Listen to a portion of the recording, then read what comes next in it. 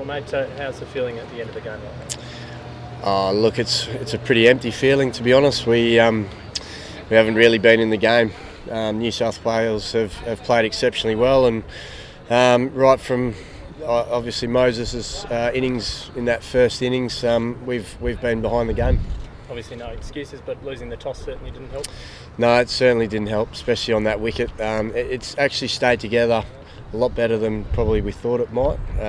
Obviously the weather yesterday might have had something to do with that, but it was obviously a good toss to win. But having said that, they had to play well in their first innings, and they did that.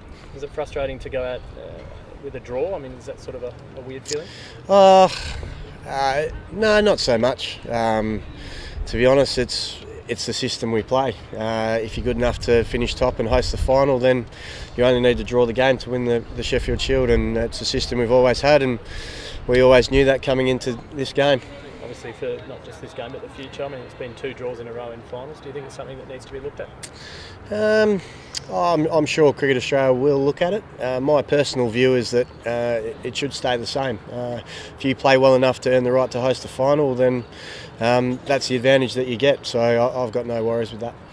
You went in today with like a slight bit of optimism, hoping that maybe you could jag a few quick wickets and get the runs on the board. At what point did you know that it was probably not going to work out that way? We had to be optimistic, didn't we, coming into today. We were still a long way behind the game, but we knew we had to come out and throw everything we had at that first hour, and unfortunately there wasn't a lot happening. I thought the boys toiled really well today, and our energy in the field was good, but the wicket was very good still, and Stephen Smith played beautifully. The games don't normally end at this sort of time of the day in the finals. Was it a hard decision to let go and realise that you sort of had to sort of give up the title for this year? When you still need 6 wickets, you're 450 plus runs behind, it wasn't that tough a decision, to be honest. The boys had toiled hard. We had 170 overs in the first innings and nearly 80 there, so we'd spent a long time in the field. As much as you don't want to let it go, it was obviously time. What do you take out of this year? I mean, obviously you've had some quite sort of good things happen for the side this year. Yeah, we have. We've had.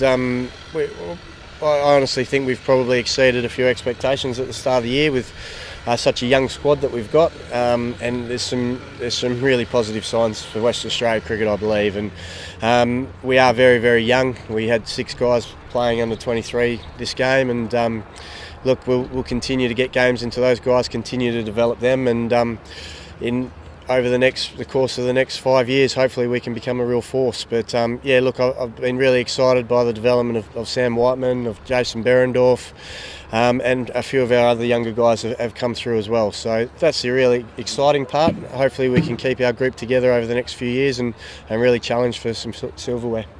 How big a part has Justin played in that? Oh, he's been huge.